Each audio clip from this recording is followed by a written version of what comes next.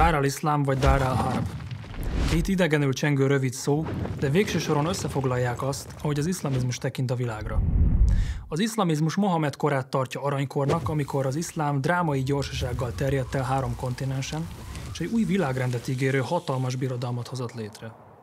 Ebben az időszakban a kalifák uralma alatt álló, meghódított területeket egyetlen politikai egységnek tekintették, Dar al-Iszlámnak, az iszlám házának, a birodalmon kívüli területeket Dar al-Harbnak, a háború birodalmának nevezték.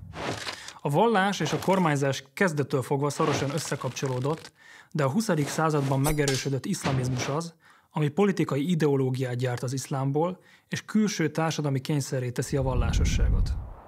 Az iszlamisták szerint a muszlim társadalmak problémái nem belülről fakadnak. Szerintük a külső ellenség, a zsidók, a keresztények és általában a nyugat felelős mindenért. Még a közel-keleti nemzetállamok is a nyugati hatalmak eszközei arra szerintük, hogy megosszák az iszlám egységét. Az iszlamisták legfőbb ellensége a nyugat mellett, tehát a nemzetállam, melynek szekuláris jogrendje helyett a sáriát akarják bevezetni. A demokráciát exportáló nyugati hatalmak hibát követtek el, amikor Afganisztánban, Szomáliában, Líbiában, az arab nacionalizmus 2 zászlóvivő országában, Szíriában és Irakban éppen az iszlamizmus legfőbb gátját, a nemzetállami struktúrákat zúzták szét. A megdöntött rezsimek helyén nem demokrácia, hanem törzsi háborúk sora alakult ki. Az iszlamizmus, mint integráló erő így jelenhetett meg ezeken a területeken, mert egyszerre tudta kihasználni az állam hiányát és a törzsi harcok borzalmait. Az iszlamizmus ott tudott megerősödni, ahol az államiság gyenge lábakon állt. A nyugati demokrácia export 2 dolgot intézett el az iszlamistáknak. Felelevenítette nyugati ellenségképet, amellyel szemben követelhetik az egész iszlám világ összefogását, és meggyengítették azt az intézményt, ami az iszlamizmus leghatékonyabb gátja a Közel-Keleten, az erős nemzetállamot. Az ellenségképre nagy szüksége volt az iszlamistáknak.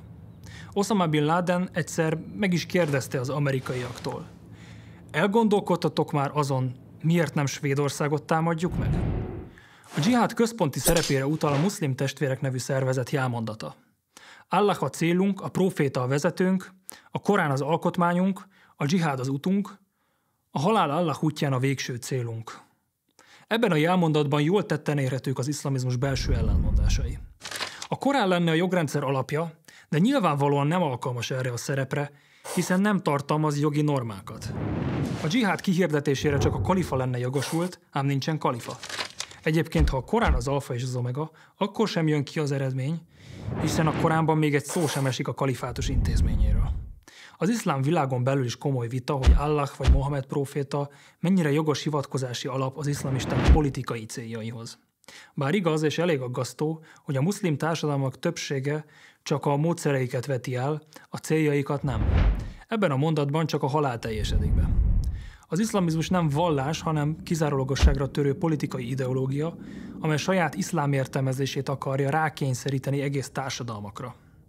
Ennek az ideológiának a terrorhoz folyamodó ága a dzsihadizmus, ami a demokrácia import helyett a Közel-Kelet regionális problémáit exportálja a világ minden pontjára.